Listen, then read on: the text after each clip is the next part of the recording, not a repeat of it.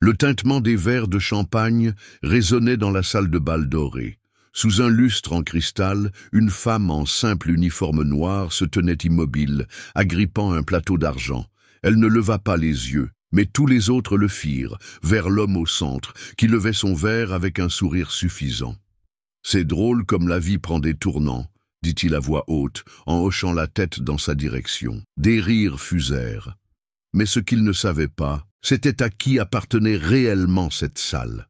Chloé Martin avait passé les 2 dernières années à essayer de disparaître. Pas de maquillage, les cheveux tirés en arrière, le regard fixé au sol.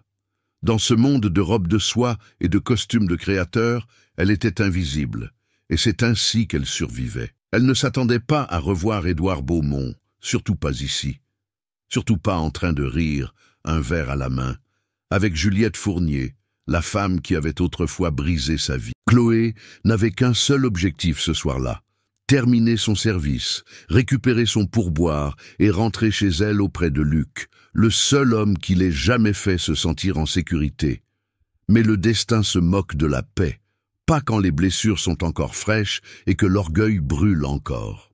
Maintenant, alors que les mots d'Édouard tranchent l'air comme des lames, Chloé reste figée, suspendue entre son passé et la vie qu'elle s'est reconstruite en silence. C'est l'histoire de la façon dont elle a affronté tout ce qu'elle pensait avoir enterré, et a trouvé quelque chose que personne n'attendait. Mais cette nuit-là, elle n'avait aucune idée de ce qui l'attendait.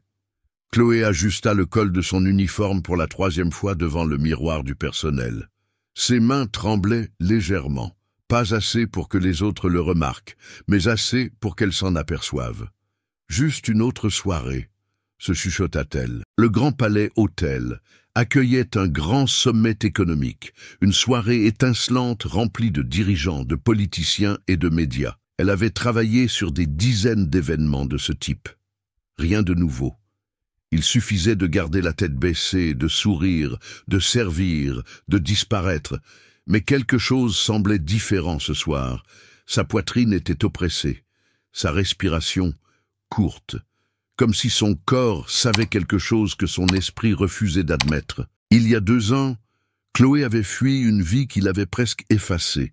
Élevée par sa mère, une agente d'entretien qui nettoyait des bureaux la nuit, elle avait grandi en croyant que le travail acharné et la gentillesse suffisaient. Puis, elle a rencontré Édouard Beaumont. Il était le charme incarné dans un costume sur mesure, ambitieux, magnétique. Dangereux d'une manière qu'elle n'a vue que trop tard. Au début, il louait sa simplicité, son humilité. Il disait qu'elle l'ancrait. Mais à mesure que son statut s'élevait, ses exigences aussi, il corrigeait sa façon de parler, se moquait de ses rêves, la comparait aux femmes de son cercle, des femmes comme Juliette Fournier. À la fin, l'amour s'était mué en silence, l'admiration en ridicule.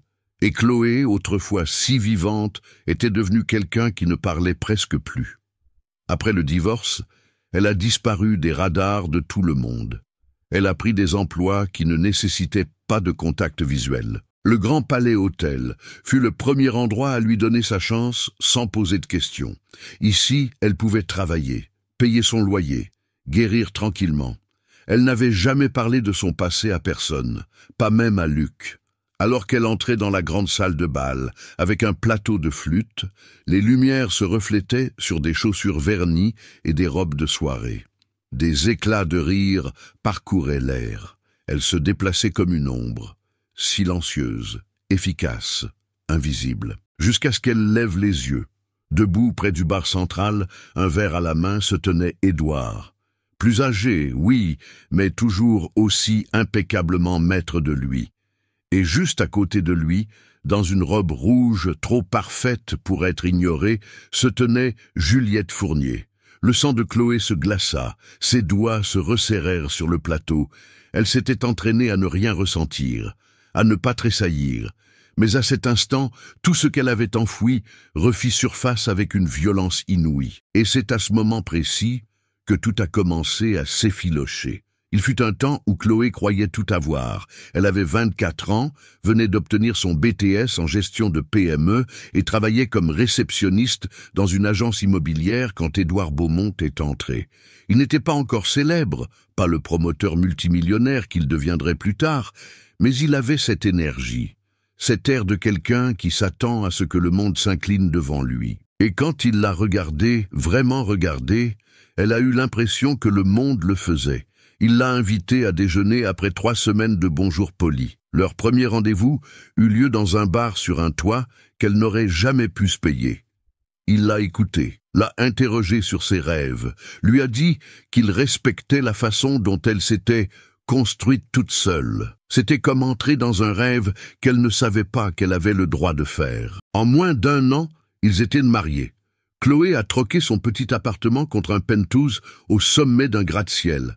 Elle a quitté son emploi pour soutenir les ambitions d'Édouard, assister à des galas, organiser des événements caritatifs, maintenir son univers parfaitement lisse. Pendant un temps, elle a cru qu'elle y avait sa place. Elle a décoré leur maison, cuisiné ses plats préférés, souri aux photographes quand c'était nécessaire. Mais lentement, presque imperceptiblement, Édouard a changé. Il a cessé de lui demander comment s'était passée sa journée. Il commentait sa façon de s'habiller. Trop simple, trop modeste. Pas une bonne image pour moi. Lors des fêtes, il parlait plus fort qu'elle. Corrigeait ses histoires, la présentait comme juste Chloé, jamais comme sa femme. Et puis Juliette Fournier est arrivée. Ça a commencé par des réunions tardives, puis des week-ends en déplacement professionnel. Quand Chloé a finalement demandé des comptes, Édouard n'a même pas nié. Il a juste soupiré, comme si elle était mélodramatique. « Elle correspond mieux à là où j'en suis maintenant », avait-il dit.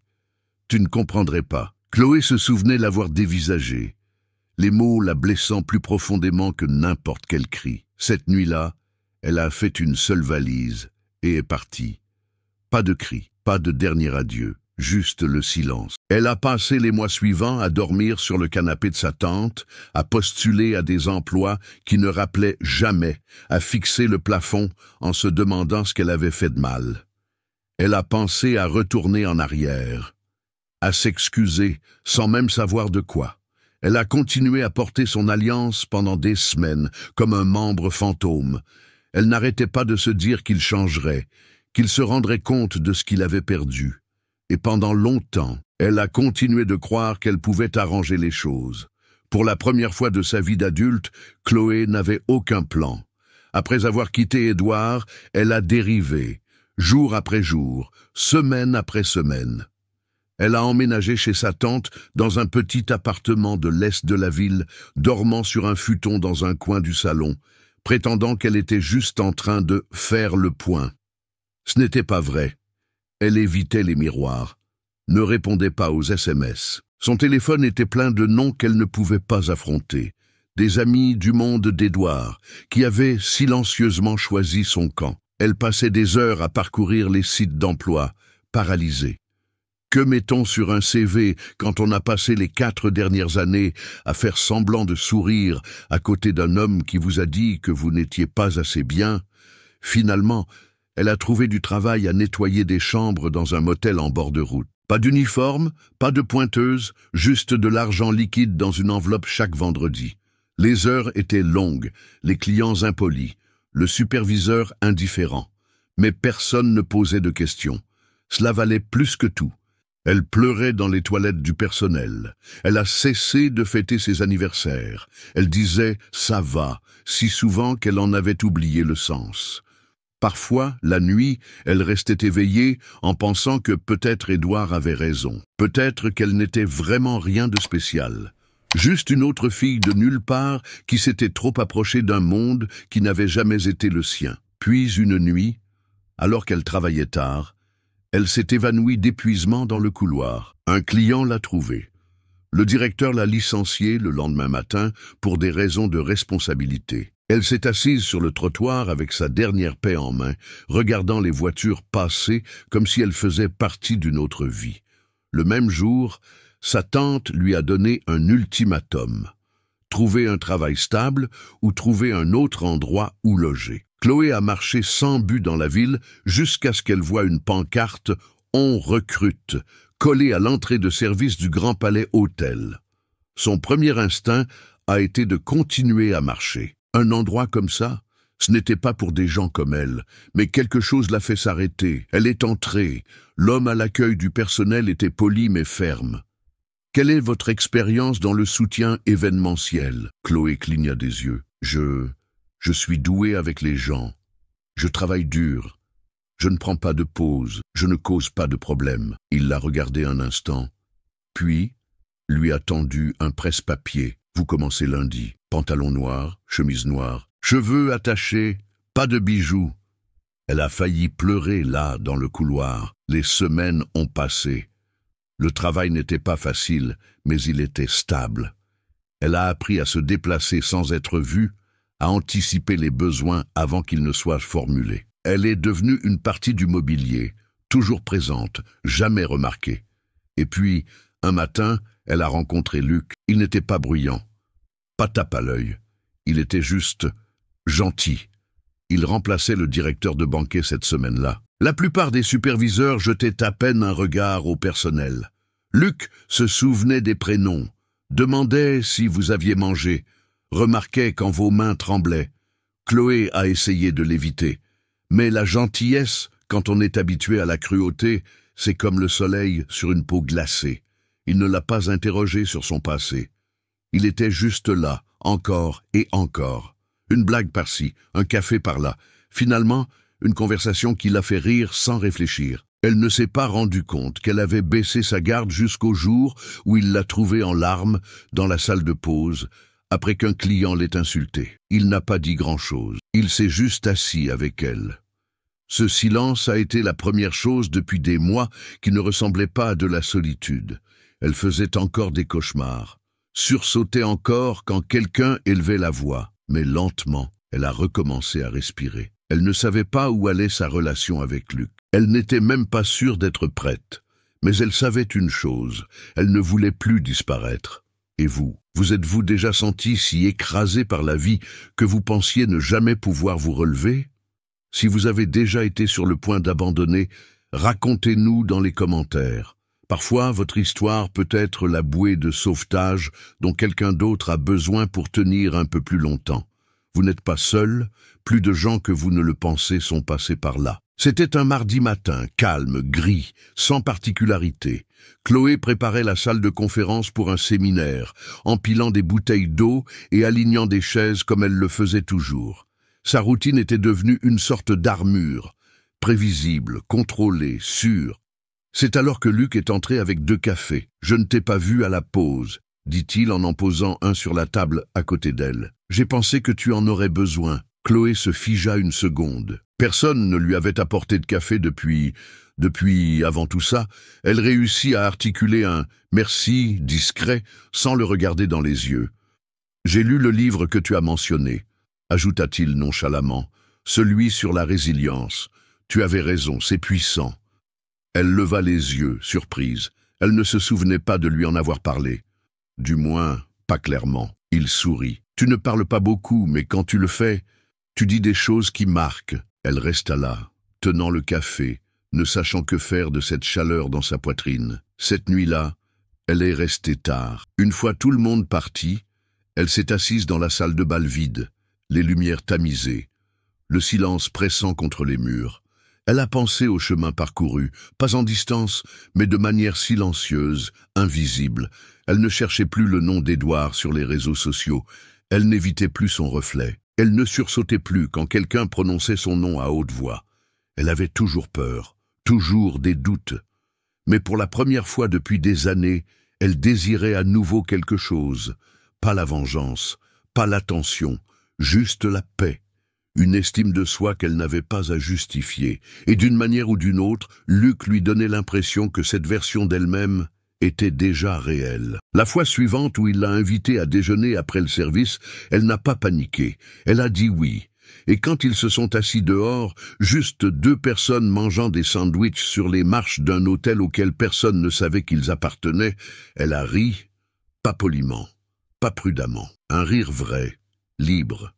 Elle ne savait pas si les choses dureraient, n'osait pas penser trop loin. Mais ce jour-là, dans ce moment calme, avec un café froid et une conversation douce, quelque chose a changé en elle. Elle ne savait pas si ça marcherait, mais pour la première fois, elle voulait essayer. Chloé ne reconnaissait pas la femme qu'elle devenait. Elle avait commencé des cours du soir en gestion hôtelière, une matière à la fois payée en petites mensualités. Luc l'encourageait, mais sans jamais la presser. Il célébrait chaque petite victoire, comme lorsqu'elle a réussi son premier examen ou qu'elle a été invitée à aider à coordonner un événement d'entreprise. Au travail, le personnel a commencé à la remarquer davantage. « Elle est vive d'esprit », a dit quelqu'un lors d'une réunion du matin. « Elle est rapide », a dit un autre. Elle était passée de quelqu'un qui passait inaperçu à quelqu'un que les gens écoutaient. Les week-ends, Luc et elle se promenaient dans les marchés aux puces, faisaient des crêpes à midi, ou s'asseyaient sur l'escalier de secours avec une tasse de thé à la main, parlant de tout et de rien. Il avait une façon d'écouter qui faisait du silence un langage partagé. Puis, discrètement, ils se sont mariés. Pas de cérémonie, pas de faste. Juste 2 signatures à la mairie et un dîner dans un bistrot de quartier après. Chloé n'a rien posté à ce sujet. Elle n'en a parlé à personne en dehors de leur cercle restreint, non pas parce qu'elle avait honte, mais parce que cette fois, elle voulait garder ce qui était à elle, pour elle. Luc gérait maintenant l'ensemble du Grand Palais Hôtel. Quelques mois plus tard, l'hôtel a changé de propriétaire. Ce que personne ne savait encore, c'est que Luc n'était plus seulement le directeur général. Il était maintenant le propriétaire majoritaire. Il ne l'a pas dit à Chloé tout de suite. Pas par secret, par humilité. « Je ne voulais pas que tu penses que c'est pour ça que je t'aimais », dit-il doucement un soir. Elle lui baisa la main et murmura « Je ne l'ai jamais pensé. Il construisait une vie, petite, privée, solide. » Et pour la première fois, Chloé sentit qu'elle prenait racine dans un sol qui ne serait pas arraché sous ses pieds. Mais la guérison n'est pas une ligne droite, et peu importe le chemin parcouru. Il y avait des jours où Chloé se sentait encore comme si elle n'appartenait pas au monde dans lequel elle vivait. Lorsque l'hôtel a annoncé qu'il accueillerait un gala d'affaires de haut niveau pour les leaders de l'immobilier de tout le pays, Chloé s'est portée volontaire pour aider à l'organisation, par instinct. Mais quand elle a vu la liste des invités, son estomac s'est noué. Édouard Beaumont. Son nom avait dû passer à travers un mauvais filtre dans le système. Ce n'était pas du sabotage, juste de l'ironie. Elle a fixé l'email pendant 5 minutes, figé. Elle aurait pu demander à être réaffectée. Personne ne l'aurait remise en question. Mais quelque chose en elle a dit non. Elle ne fuirait pas. Pas encore. Dans les semaines qui ont précédé l'événement, son anxiété est revenue comme une marée. Elle a douté de chaque tenue, a perdu le sommeil, a répété de faux sourires dans le miroir. Luc l'a remarqué. « Tu veux en parler ?» a-t-il demandé un soir. Elle a secoué la tête.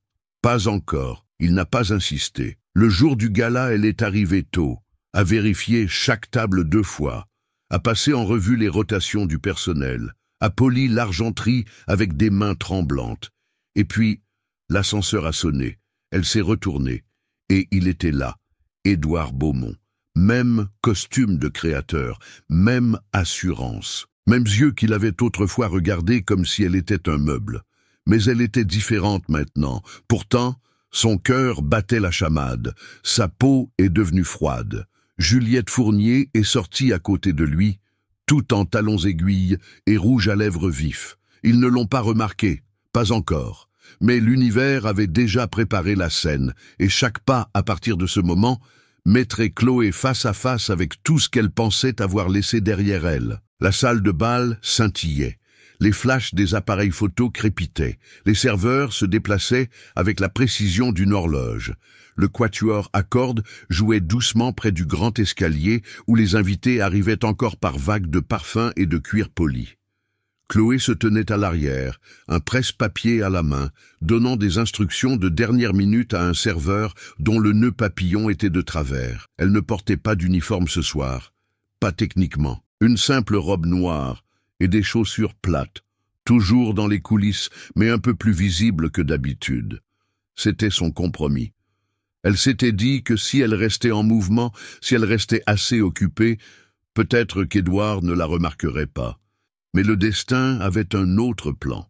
De l'autre côté de la pièce, elle l'a entendu. Sa voix, plus forte que nécessaire. En représentation, comme toujours. C'est drôle, dit-il en faisant tourner son verre.